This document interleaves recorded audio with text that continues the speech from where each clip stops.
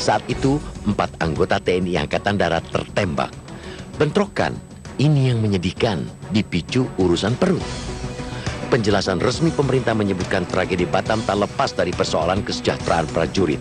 Akan tetapi, dugaan lain yang berkembang di kalangan anggota legislatif ialah bentrokan dipicu bisnis pengamanan. Apapun penyebabnya, apakah soal kesejahteraan atau perebutan lahan bisnis pengamanan, ujung-ujungnya kembali ke urusan perut. Terang benderanglah sudah bahwa hedonisme merasuki sekaligus merusak para prajurit. Mereka tidak malu-malu lagi menggadaikan profesionalitas dengan kesenangan sesaat yang sesat pula. Sebagai alat negara, TNI dan Polri telah absen memberikan rasa aman dan nyaman kepada masyarakat.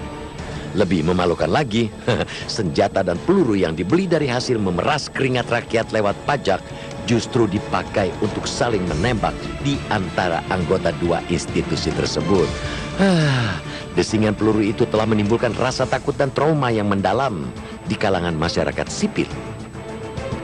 Kita mendukung Presiden Joko Widodo yang memerintahkan Menteri Koordinator Politik, Hukum dan Keamanan Tejo Edi Purjiatno segera mencari solusi permanen atas bentrokan TNI dan Polri. Solusi permanen bukan semata-mata meningkatkan kesejahteraan anggota TNI dan Polri. Adalah benar bahwa bentrokan anggota TNI dan Polri selalu berakar pada kesenjangan kesejahteraan. Ada 2 persoalan pokok yang harus segera dicarikan solusi permanen. Pertama, disiplin yang semakin kendor di kalangan prajurit. Kedua, wibawa komando yang mulai redup. Harus tegas dikatakan bahwa prajurit yang tidak disiplin dan melakukan penembakan sama saja dengan gerombolan bersenjata yang harus ditumpas. Pada sisi lain, harus jujur juga dikatakan bahwa aura kepemimpinan pemegang tongkat komando di tingkat pasukan mulai luntur di mata anak buah. 2 kali bentrokan dalam tempo 1 bulan mengonfirmasikan hal tersebut. Oleh karena itu, tidaklah berlebihan apabila pemegang komando TNI dan Polri di Batam harus dimintai pertanggungjawaban. Kewajiban petinggi TNI dan Polri mencarikan solusi permanen. Para petinggi harus terus menjelaskan kepada anggota mereka tentang tugas dan kewajiban masing-masing. Musuh tentara ialah kekuatan luar, bukan polisi yang semestinya juga dilindungi TNI jika ada serangan dari luar. Sebaliknya, polisi bertugas melayani masyarakat, termasuk anggota TNI. Karena itulah, TNI dan Polri mestinya selalu berdampingan, bukan berbentrokan. Kita berharap seteru TNI Polri bukan cerita bersambung tak berujung.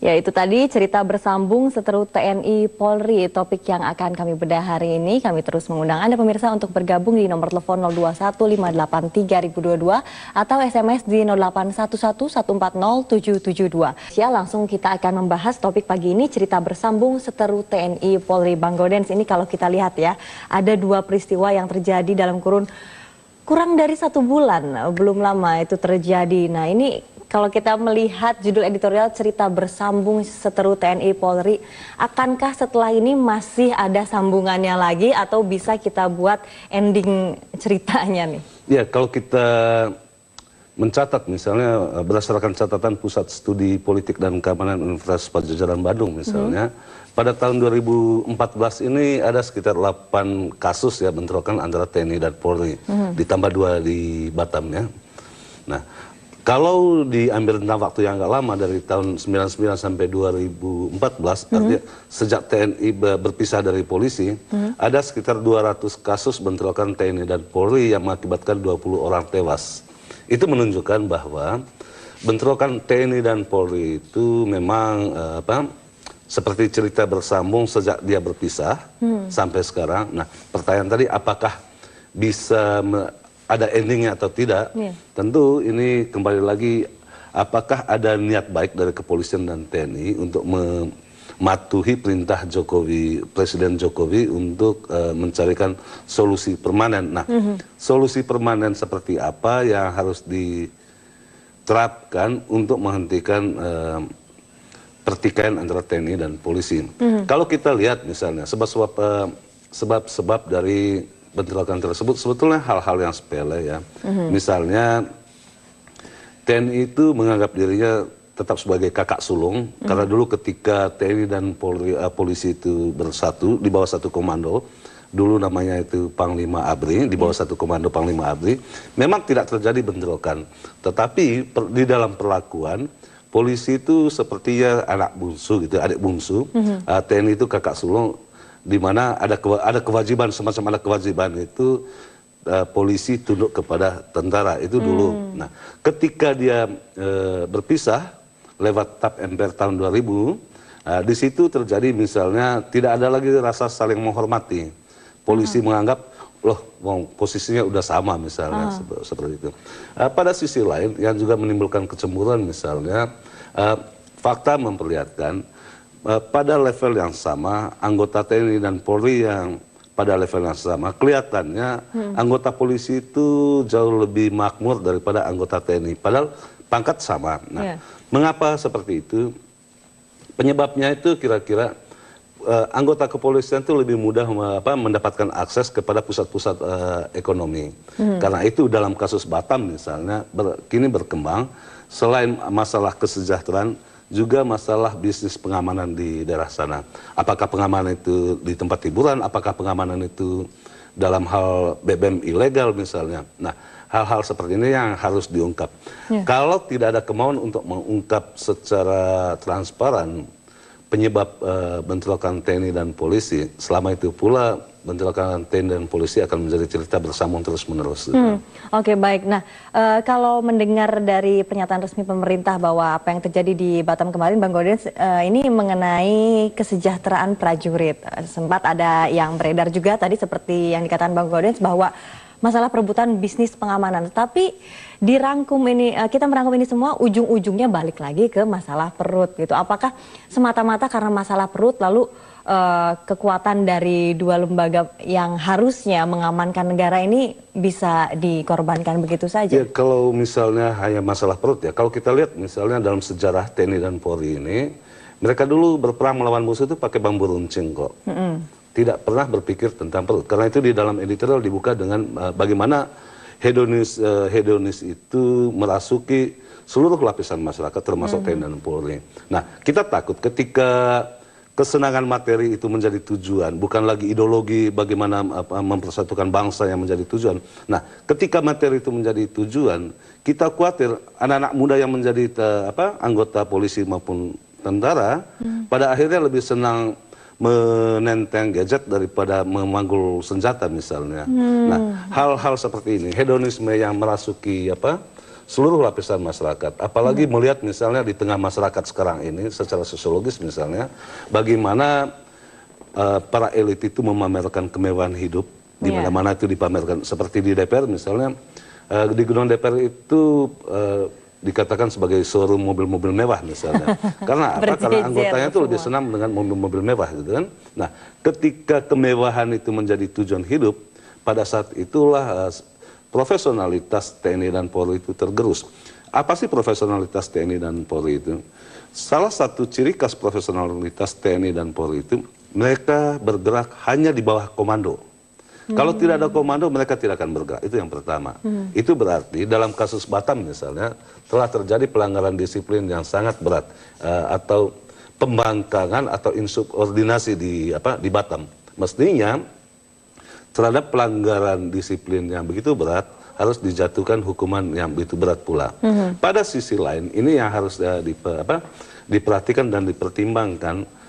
Sesungguhnya sadar atau tidak sadar, secara perlahan-lahan telah terjadi ketidakpercayaan anak buah kepada pimpinan, kepada komando. Di mana di sana itu misalnya pembongkaran gudang senjata ketika mau melakukan penembakan gitu, itu tidak di bawah komando. Bahkan ketika dilarang pun para prajuritnya tetap jalan sendiri. Ini mengapa? Apakah wibawanya yang sudah mulai luntur atau bagaimana? Karena itu di dalam editorial itu jelas sekali perlu dipertimbangkan untuk menarik pimpinan TNI dan Polri di tingkat satuan di Batam itu. Karena apa? Karena wibawa komando. Wibawa komando itulah kredo di dalam TNI dan Polri itu. Komando itu tidak ada salahnya. Karena itu seluruh perintahnya itu harus diikuti. Nah itu sangat sangat dipercaya dari dulu sampai sekarang. Nah, ketika tiba-tiba saat ini Wibawa Komando itu tidak ada lagi, yang patut digugat itu, jangan-jangan komandannya tidak berwibawa lagi. Gitu. Nah, ketika komandan tidak berwibawa lagi, disitulah harusnya mulai perlu dipikirkan melakukan reformasi total di dalam tubuh TNI dan Polri. Salah satu buah reformasi, misalnya buah reformasi antara tahun 1988 itu, bagaimana TNI digiring untuk tidak lagi berhadapan langsung dengan masyarakat. Yang berhadapan langsung dengan masyarakat itu cukup polisi. Oke. Ya. Baik, sudah ada penelpon yang masuk, Bang Gaudens, kita terima dulu. Ada Pak Ondo di Bekasi. Selamat pagi, Pak Ondo. Selamat pagi, Ondo Silitonga dari Bekasi, Mbak. Iya, silakan, Pak. Iya, saya bilang ini cerita bersambung yang tidak akan tamat, Mbak. Buktinya 2 hari yang lalu itu di Sumatera, Medan, tepatnya Binjai kalau nggak salah, itu seorang polisi ditusuk tentara. Walaupun tidak kita bilang itu ada kaitannya, tapi hal-hal seperti ini akan terus terjadi. Nah, saya melihat ini sistem pendidikan jiwa korsa itu mungkin perlu dievaluasi. Barangkali perlu diganti menjadi bukan jiwa korsa, jangan berjiwa membela institusinya, tapi bangsanya. Jadi kalau jiwa korsa begini terganggu dikit temannya, mereka ngamuk. Yang kedua, pelaksanaan hukum tidak benar. Mungkin mereka melihat bahwa dari salah satu institusi seperti apa yang dikatakan Menko Polkam, ada pelaksanaan hukum yang tidak benar. Dari pihak sini dilaksanakan dengan benar. Jadi ada kecemburuan, kekeliruan yang dilakukan oleh pimpinannya. Kesejahteraan memang bisa terjadi karena apa?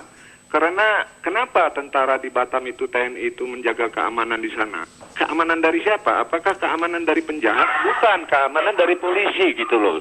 Jadi mereka memang melindungi kejahatan dari polisi. Yang terakhir saya mau bilang bahwa mungkin perlu digabung kembali ini. Kalau jalan keluarnya digabung kembali saja daripada begini terus. Karena kalau digabung mereka bisa jadi bersatu kembali. Barangkali perlu dievaluasi ulang. Terima kasih. Oke, baik. Terima kasih Pak Ondo dari Bekasi untuk komentar Anda. Kita akan bahas sesaat lagi. Namun kita harus jeda dulu sejenak, pemirsa. Jangan kemana-mana. Ya, sudah ada satu warga Medan, Sumatera Utara yang bergabung bersama kami. Ada Pak Irwan Syah. Selamat pagi Pak Irwan Syah. Selamat pagi Bu. Iya, Pak Irwan Syah, ini kita membahas mengenai cerita bersambung seteru TNI dan Polri. Apa pendapat Anda mengenai hal ini? Ya, tentu kami warga Medan teringat bagaimana presiden juga pernah terjadi di sekitar tahun 2003 ya. Adanya bentrokan antara oknum TNI dengan oknum BRIMOB juga di sekitar kota Medan. Tentu dalam pandangan ini kami sebagai warga kota Medan sangat menyayangkan hal itu terjadi. Namun ini tentu ada faktor-faktor yang mempengaruhinya. Kalau kita berbicara tentang realitas yang ada, memang adalah faktor kesejahteraan yang paling utama. Apakah di tingkat oknum TNI maupun di oknum Polri. Tetapi kita sebagai warga negara seharusnya mengingat tentang apa yang menjadi sumpah atau janji sebagai anggota kepolisian maupun anggota Tentara Nasional Indonesia. Kami sebagai warga kota Medan tentunya, apalagi di antara kami yang sadar akan hukum, berharap bagaimana sumpah dan janji atau sumpah atau janji dari anggota TNI maupun anggota kepolisian benar-benar mereka realisasikan dalam melaksanakan fungsi tugas sebagai anggota TNI yang berjiwa prajurit maupun sebagai anggota Polri yang bertugas untuk mengayomi dan melindungi masyarakat, sehingga kekhawatiran masyarakat dalam hal ini bisa dieliminir atau bahkan masyarakat merasa aman dengan kondisi yang ada. Oke, baik. Kalau yang terjadi di Medan pada saat itu tahun 2003 antara TNI dan BRIMOB, apa yang melatar belakangi hal itu? Apakah masalah kesejahteraan juga atau apa? Iya, memang itu faktor utama yang kami lihat. Karena memang akses-akses yang diperoleh oleh oknum-oknum itu sangat membuat kecemburuan antar TNI dan Polri. Tetapi faktor-faktor itu saya pikir tidak menjadi alasan utama, walaupun pemerintah dalam hal ini seharusnya membuat kebijakan yang lebih proporsional atau bagaimana meningkatkan profesionalisme prajurit. Kalau kita lihat, kebetulan saya seorang dosen, saya juga punya mahasiswa yang juga TNI ataupun Polri. seharusnya ini diletakkan bagaimana pemahaman-pemahaman tentang sumpah atau janji mereka sebagai prajurit maupun anggota kepolisian. Sehingga persoalan-persoalan profesionalisme itu juga harus dibaringin dengan persoalan kebijakan untuk meningkatkan kesejahteraan.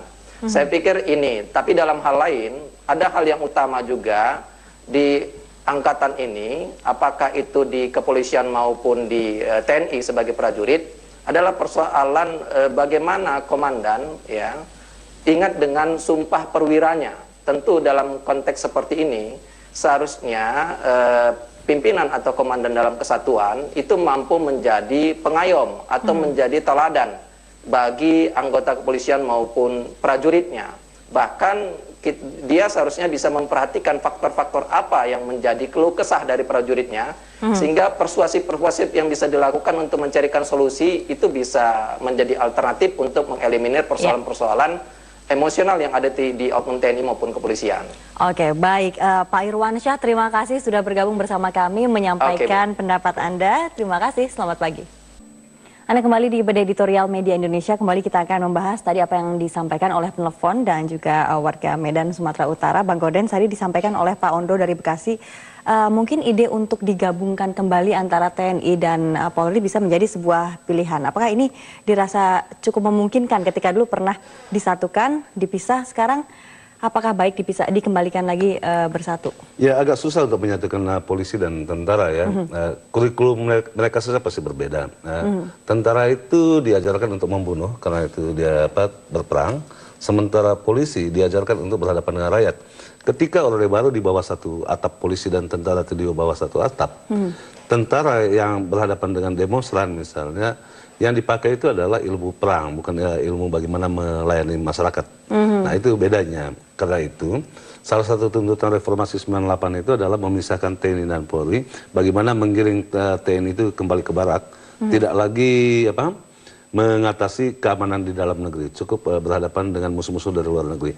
Akan tetapi di dalam undang-undang TNI, selain bertugas perang, TNI itu antara lain diberikan tugas-tugas di luar perang, misalnya tugas membantu bencana alam atau mengaman objek-objek vital. Itu rinci sekali di dalam undang-undang undang-undang tentang TNI. Sementara kepolisian tugas utamanya adalah menjamin dan mengayomi rasa aman dan nyamannya masyarakat.